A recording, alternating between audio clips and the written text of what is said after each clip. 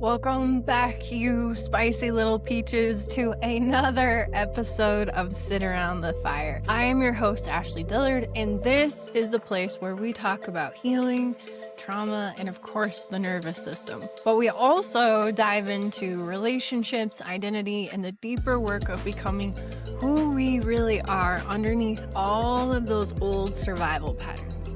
And today, I want to talk to you about something that a lot of people need to hear. You don't have to wait until you're fully healed to be in a relationship. And I know that might sound opposite of a lot of what we hear in the healing space, because right now there is so much language around doing your inner work, knowing your attachment style, healing your trauma, regulating your nervous system, becoming secure, protecting your peace, learning your patterns. And I'm here for it. I love all of that. I really do. But sometimes healing becomes another place where we start performing. It becomes that additional checklist to the things that we already have. Another way to say, I'm not ready yet. Another way to postpone being seen. Another way to avoid the vulnerability of letting someone actually know who we are. We say things like, I'll date when I'm healed. I'll open up when I'm more secure. I'll let someone in once I'm no longer triggered or activated. I'll be in a relationship when I'm done more work. And I get it. Because when you've been hurt and abandoned, dismissed, betrayed, or even made to feel like your needs were too much, it makes sense that your nervous system would want a guarantee before it even opens up again. It makes sense that a part of you would say, let me fix everything first, and then maybe I'll risk being loved. But here's the thing, you guys, a lot of our deepest wounds were created in relationship. So many times they also have to be healed in relationship, not in unsafe relationships, not in abusive relationships, not in a relationship where there's manipulation and control and repeated betrayal or no accountability. That's not what I'm saying, but in a safe enough relationship, in an honest relationship, in relationships where there is repair and there's compassion and there is this incredible willingness to grow, to connect. Those relationships become our greatest teachers. And this is not just a nice inspirational idea for you. This is something we can see across so many of the major psychological theories. Psychodynamic theory, Jungian psychology, attachment theory, object relation theory, humanistic psychology, all of these frameworks in their own way point us back to this truth. We come to know ourselves through relationship. Let's start with Sigmund Freud and the psychodynamic tradition. Now, Freud is very much a complicated figure, and psychology has evolved a lot since his time. But one of the major contributions of psychodynamic theory is this idea that we are not only operating from conscious thought, but we are also shaped by unconscious patterns and defenses and early experiences, and of course, unresolved emotional material. So let's break this down. What this means in simple terms: there is often more happening underneath our reactions than we realize. And this is where relationships become so important, because you can think you have healed something until another human being touches that exact place you built your defenses around. Someone doesn't text back, and suddenly your body is not just responding to a delayed response.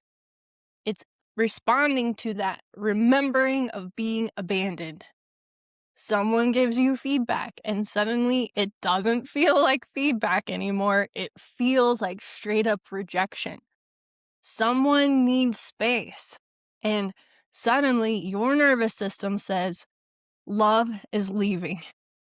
Someone's tone changes and suddenly you're scanning and interpreting and preparing and protecting. And in that moment, the reaction may feel like it is only about the present situation. But hear me out. This reaction carries history along with it. That's the psychodynamic piece. The present moment becomes connected to an old record of emotional material. The relationship brings the unconscious into the room and it makes it very real. And this is why I think it is so important to stop shaming ourselves for getting activated. Because the activation is data, it's information for you, and it's showing you something. Instead of saying, why am I like this? We can ask, why did this activate me? What did this touch in me? What am I afraid of is happening right now? What old story just came online? What am I defending against? Am I responding to this person or am I responding to something I have experienced before? Because sometimes we are not just reacting to the person in front of us. We're reacting to every person who ever made us feel that way before. And relationship shows us that, not to punish us, not to prove that we're broken, but to reveal what is ready to be seen. Then we have Carl Jung, who gave us so much around the unconscious, the shadow, individuation, projection, and the deeper process of becoming one whole integrated being, right?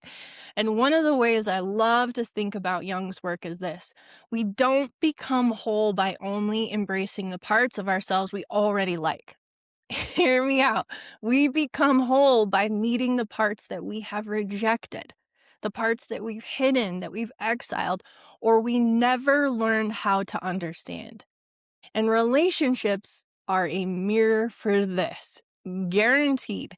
They show us the parts of ourselves that we might not see alone, and they reveal where we are still performing, where we are still people pleasing, where we are still afraid to be honest, where we are still abandoning ourselves to keep the peace, where we are still outsourcing our worth, where we are still projecting our old wounds onto new people.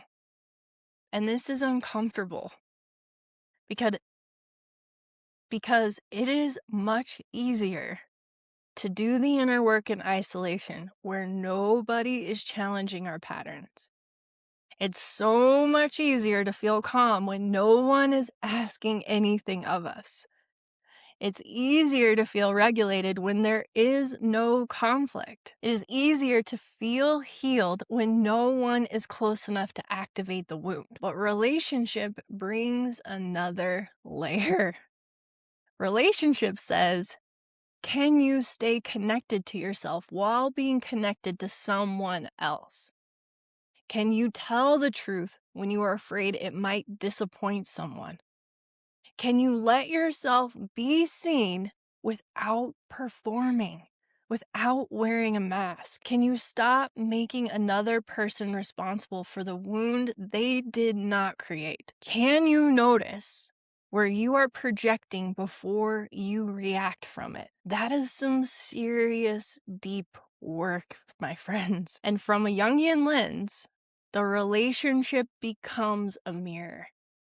Not because the other person is always right, not because every trigger means you are the problem, but because relationship reveals the unconscious material we may not even be able to have access to by ourselves. And that is why waiting until you are fully healed is the biggest bullshit trap you will fall into. Because some parts of you will not show themselves until love, intimacy, conflict, need, vulnerability enters the room. Can you tell that I'm passionate about this? Now, let's talk about John Bowlby and Mary Ainsworth, who gave us so much of what we understand as attachment theory. Bowlby looked at the importance of early bonds and how our relationships with caregivers shape our sense of safety, connection, and security. Now, you have Mary Ainsworth, who really expanded on this through her research on attachment patterns, including what famously became known as the very strange situation, where she observed how children responded to separation and reunion with their caregivers. And what attachment theory helps us understand is this: relationships are not just emotional, they are biological. They live in the nervous system. They shape how we experience closeness, distance, trust, separation, repair, and all the emotional availability. So if you have an anxious attachment pattern, connection may just bring up fear of abandonment for you. You may feel the urge to reach, to check, to fix, to explain, to seek reassurance over and over because that's what you've been patterned to do. If you have an avoidant pattern, connection might bring up fear of being trapped, controlled, needed, or consumed. You may feel the urge to pull away, to shut down, to minimize, to intellectualize, or even convince yourself that you just don't need anybody. If you have a disorganized pattern, connection feels both deeply desired and deeply threatening. You're craving that closeness and you're fearing it at the exact same time. Talk about conflict. And here's what I want you to hear. These are not character flaws. These are protective strategies. At some point, your nervous system learned something about love. It learned whether people stay. It learned whether needs are safe. It learned whether closeness is comforting or overwhelming. It learned whether conflict leads to repair or to abandonment. It learned whether you had to perform, disappear, please, fight, or even shut down in order to preserve connection. So when these patterns show up in adult relationships, it doesn't mean that you're broken. It means that your nervous system is trying to protect you with the map that it learned a long time ago. But the powerful part is this. A safe relationship can help you create a new map. Not instantly, not perfectly, not because someone else saves you, they come in and they're the hero, but because repeated experience of that safety, the honesty, the consistency, and the repair start giving the nervous system some new evidence to go off of. You ask for reassurance and you're not ashamed. How cool is that? You express a need and you're not abandoned. I love it. You have conflict and the relationship does not end. You tell the truth and there's still this deep connection. You are imperfect and you are still loved at the same time. That's not just romantic. That's corrective. That is healing. And that is why waiting to be completely healed before beginning in a relationship can sometimes keep us from the very environment where the deepest healing can occur. Because attachment wounds often need attachment repair. Relational wounds need relational safety. And the body 100% learns off of the lived experience. So now let's bring in object relations theory, especially the work of Donald Winnicott. Object relations theory is essentially about how we internalize early relationships. The people who cared for us, attuned to us, missed us, criticized us, loved us, ignored us, protected us, disappointed us, they don't just stay outside of us.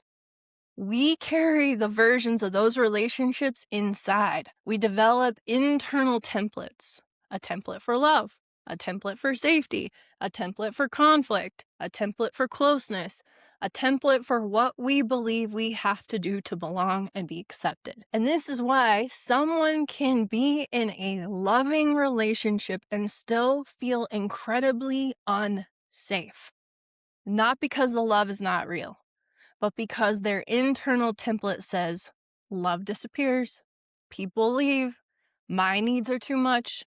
If I'm fully myself, I will be rejected. If there is conflict, the relationship is over.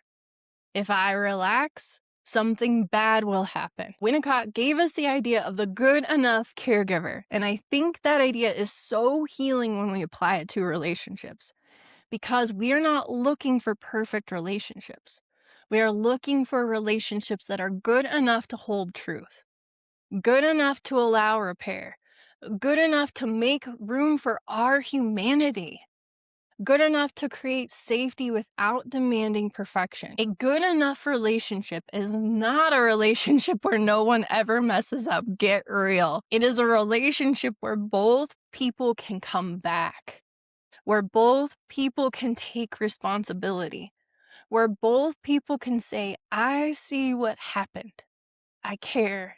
Let's repair this. And for many of us, that alone is very new. To be in a relationship where rupture doesn't mean abandonment, where conflict doesn't mean punishment, where honesty doesn't mean rejection, where having needs doesn't mean that we're too much, that begins to update the internal world, my friends. That begins to teach the body something very different. It says, I can be real and still be loved. I can be imperfect and still belong. I can have needs and still be safe. I can be disappointed and still repair. And that is why relationships can be such a powerful healing space, because it doesn't just change what we think, it changes what we actually experience. Now, moving right along, we have Carl Rogers, and one of the major figures in humanistic psychology. Rogers emphasized empathy, authenticity, and unconditional positive regard. And I think that this is very important in this space for this conversation today, because so many people are trying to shame themselves into this healing game. They're trying to criticize themselves into becoming more secure. They're trying to fix themselves into being more lovable or lovable in general.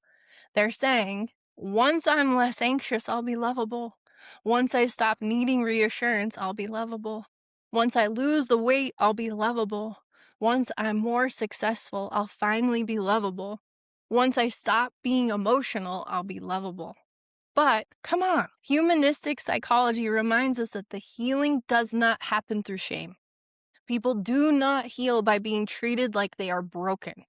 People heal when they feel safe enough to actually show up and be honest, when they are met with empathy, when they are seen as a whole person, not a project, when they are accepted as they are while they also are being supported in who they are actually becoming. And that is the paradox. Acceptance does not keep us stuck. Real acceptance creates the safety we need for change. Because when I no longer have to spend all of my energy defending, hiding, performing, and proving, I finally have enough safety to look honestly at myself. That is true in therapy. That is true in friendships. That is true in romantic relationships. And that is 100% true in community.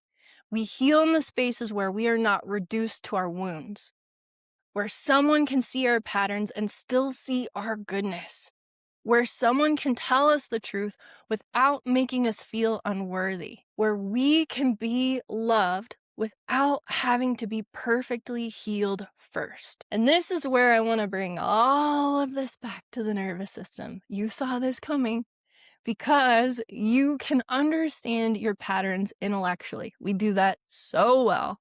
You can know your attachment style. You can have read all of the books. You can have listened to all of the podcasts. You can say, this is my inner child. This is my anxious attachment. This is my avoidant pattern. This is my trauma response. This is my nervous system. And all of that awareness matters, yes. But the nervous system does not heal through information alone. It heals through lived experience, repeated experience, embodied experience, relational experience. You can tell yourself, I am safe, but something different happens when you have a hard conversation and the other person stays present. You can tell yourself, my needs matter, but something different happens when you express a need and you are not punished for it. You can tell yourself, conflict does not mean abandonment, but something different happens when conflict happens and repair follows. You can tell yourself, I don't have to earn love, but something different happens when someone loves you, even when you are not performing. That is new data, you guys. That is new evidence. That is how the body begins to believe something different. not because we forced it, but because we actually experienced it. So when I say relationships are our greatest teachers, I do not mean every relationship is meant to last for forever. Hear me out. Some relationships teach us through love. Some teach us through loss. Some teach us through rupture, and some teach us through repair. But some of them teach us where we are still abandoning ourselves. And they also teach us where we will no longer tolerate. Some teach us where we confuse chaos with chemistry. Some teach us where we mistake anxiety for passion. Some teach us where we are still trying to earn love. Some teach us where we are afraid to receive it. And some relationships teach us what it feels like to finally be met. But either way, relationships reveal. It reveals the wound. It reveals the story. It reveals the strategy. It reveals the pattern. It reveals what is still incredibly tender. And if we're willing to look, relationships become one of the most honest mirrors we will ever have. Not so we can shame ourselves, so we can see ourselves clearly, maybe for the first time ever. And when we see ourselves clearly, that's when we can actually change. Now, I want to make a really important distinction here because I do not want anyone to hear this episode and think, okay, so if I'm triggered, I should stay. No, that's not what I'm saying. There is a difference between being activated and being harmed. A safe relationship can activate old wounds, yes, but it does not repeatedly exploit them. A safe relationship can bring up fear, but it does not use fear to control you. In a safe relationship, you can have conflict, but it also has repair and growth. A safe relationship may expose wounds, but it does not weaponize them. A safe relationship will absolutely challenge you, guaranteed, but it does not require you to abandon yourself. And that difference matters a lot because healing does not require you to tolerate harm. Healing requires safety, truth, responsibility, and repair. So the question is not, am I triggered? The better question is there safety here? Is there accountability here? Is there repair here? Can I be honest here? Can both people take responsibility? Am I becoming more myself in this relationship, or am I disappearing to keep it? That is the difference. So what do we actually do when a relationship activates something in us? First, pause. Stop. Pause. Before you react, before you shut down, before you send the paragraph, before you disappear, before you make the story your truth, pause. And ask yourself, what just happened? What story did my nervous system create here? How old does this feeling feel? What am I afraid of is going to happen?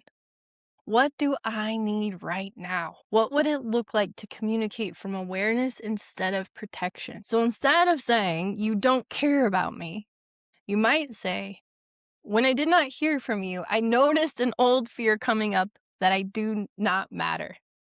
Instead of saying, I'm fine, while shutting down, you might say, I'm overwhelmed and I need a little bit of time, but I do want to come back to this. Instead of chasing for this reassurance, you might say, I'm noticing that I feel insecure right now. Can we talk for a minute? Instead of assuming that love is headed out the door, it's leaving, you might ask yourself, can we clarify what is actually happening here? That is the work, my friends.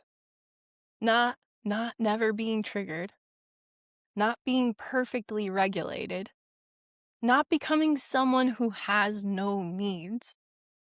The work is noticing the old pattern and choosing a new response. So here's what I want you to take away from this episode today. You don't have to wait until you're fully healed to be in a relationship. That's old garbage. That's old news. You are allowed to be loved while you are still learning. And you are very much allowed to be supported while you're still growing. You are allowed to be witnessed in the messy middle. You're allowed to have old wounds and still be worthy of connection, because healing is not becoming someone who never gets triggered or activated. Healing is learning how to stay with yourself when you do. It's learning how to pause, how to tell the truth, how to ask for what you actually need, how to repair, how to receive, how to stop making every activation mean that you are broken. And maybe the relationship is not here to complete you. Maybe it's here to reveal you, to show you where you're still hiding, where you're still protecting, where you are still waiting to be abandoned, where you're still trying to earn love, where you're still afraid to be fully seen. And if that relationship is safe enough, honest enough, and willing enough, it can become a place where your nervous system learns something new. That you can be real and still be loved. That you can have needs and still be safe. That conflict doesn't always mean abandonment. That closeness doesn't have to mean losing yourself. That you don't have to be perfect to be loved, to be accepted, to be valued. So no, don't wait until you're fully healed to be in a relationship. Do us all a favor. Do the inner work, yes. Build awareness, yes. Learn your patterns, yes. Of course, regulate your nervous system. Take responsibility, yes. But don't confuse healing with hiding. Because sometimes the relationship you're afraid of is not the thing that will destroy you. Sometimes it is the very place where the next layer of healing is waiting to happen. Not because someone else will save you, but because safe connection gives you new evidence. And what this means is sometimes that new evidence is what finally helps you remember that you were never too much. You were never unlovable. You were never broken beyond repair. You were protecting the parts of you that had not felt safe yet.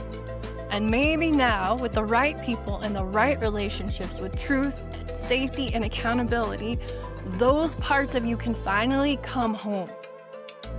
Thank you so much for sitting around the fire with me today. And I know that this episode spoke to you in many ways. I know it.